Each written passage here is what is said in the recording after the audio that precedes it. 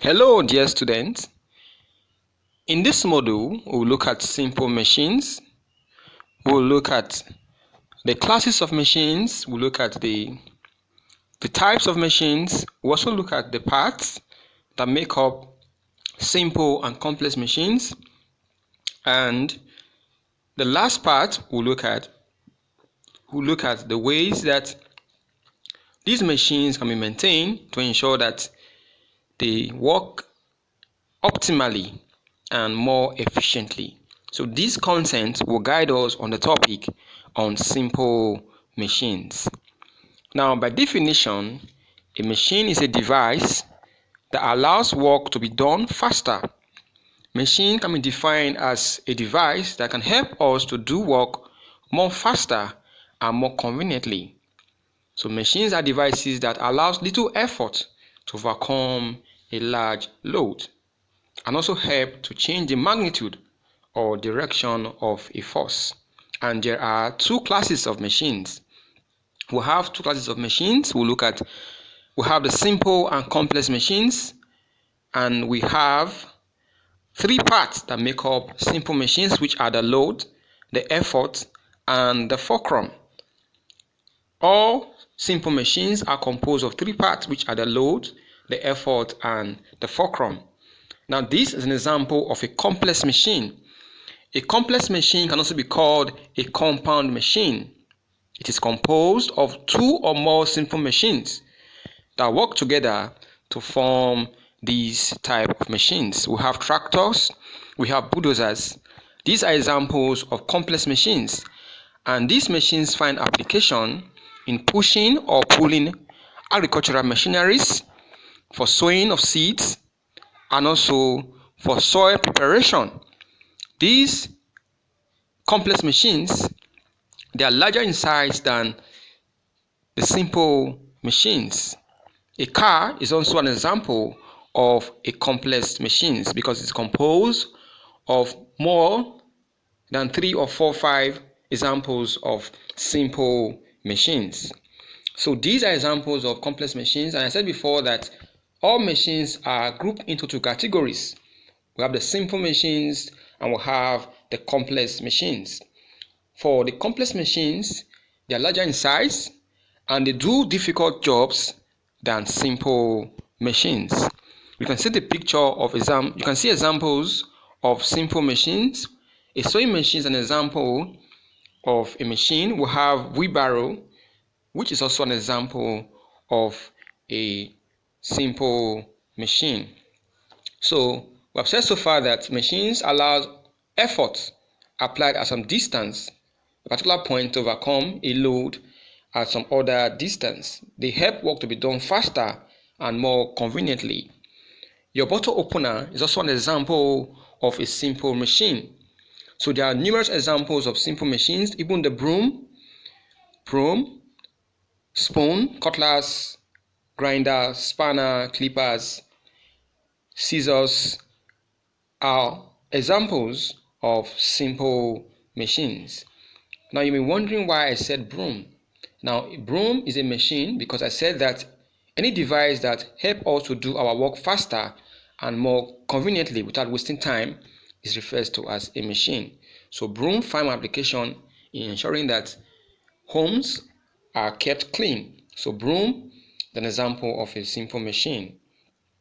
Okay, so we said that we have numerous examples of simple machines. We have cutlass, we have hose, we have spanner, we have wheelbarrow. These are examples of machines that find application in our different homes.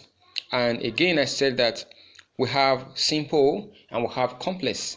A ladder is an example of a machine, and it is used for elevating an object to a particular height or distance.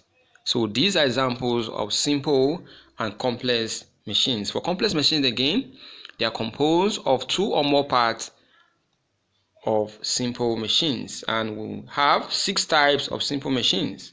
We have the lever, we have the pulley, we have the wheel and axle, we have the screw, we have inclined plane, and lastly we have the wedge.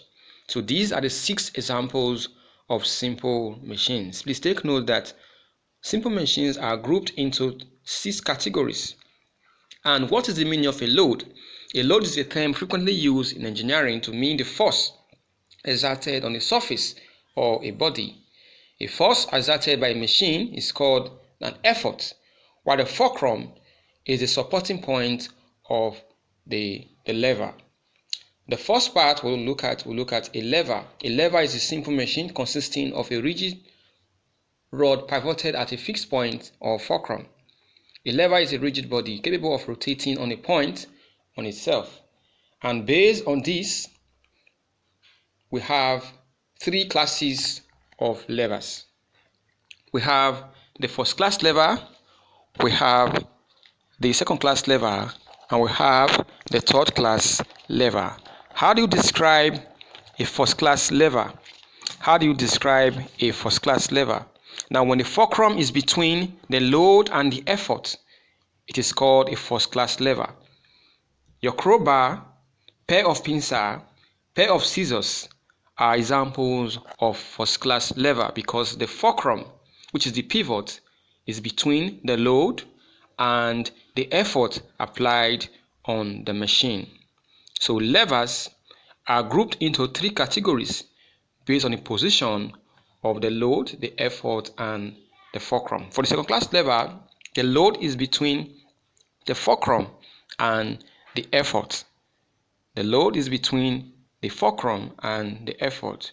The nutcracker is an example of a second class lever. Even a wheelbarrow is also an example of second class lever. While the third class is when the effort is between the load and the fulcrum. When the effort of a machine is between the load and the fulcrum, this refers to as a third class lever. A forceps and also tongs are examples of third class lever. Secondly, we look at a pulley. A pulley is a wheel with a groove, and we have a rim around which a cord passes. It acts to change the direction of a force applied to the cord and is used to raise heavy objects. It's used to lift objects. It's also applied in pulling water from well. Next, we'll look at the wheel and the axle. A wheel is a single lifting machine consisting of a rope which unwinds from a wheel onto a cylindrical drum or shaft, joined to the wheel to provide mechanical advantage. So the wheel and axle is also an example of a simple machine. The inclined plane is used to load and unload objects or goods onto trucks, ships, and planes. Your staircase is an example of an inclined plane. It's also known as a ramp. It's used to elevate objects and also aid in lowering or raising a load a particular height or distance. Now for the next, we'll look at a wedge. A wedge is a triangular shaped tool and it's a portable inclined plane. It can be used to separate 2 objects or portion of an object, lift an object or hold an object in place. So this is the fourth example of simple machine that we have. Then we have the screw. The screw is used to load objects together and in device such as a screw jack and also for containers, and a screw is either used as a fastener or as a force or motion modifier. You can see the picture of the screw jack, which is used to elevate vehicles for repair. So the screw jack is an example of a screw, and finally the screw is also an example of the 6th type of simple machines. I've said so far that machines are used to overcome effort. When effort are applied to machines, large load is overcome by applying little effort to machines. And how do we maintain these machines? Now, ensure that regular maintenance of machines is enhanced. You apply lubricants to parts of machines. You clean the machines thoroughly. Also, keep machines dry and also sharpen. Please ensure you take note of the leading questions and they will be discussed in the class. Bye for now.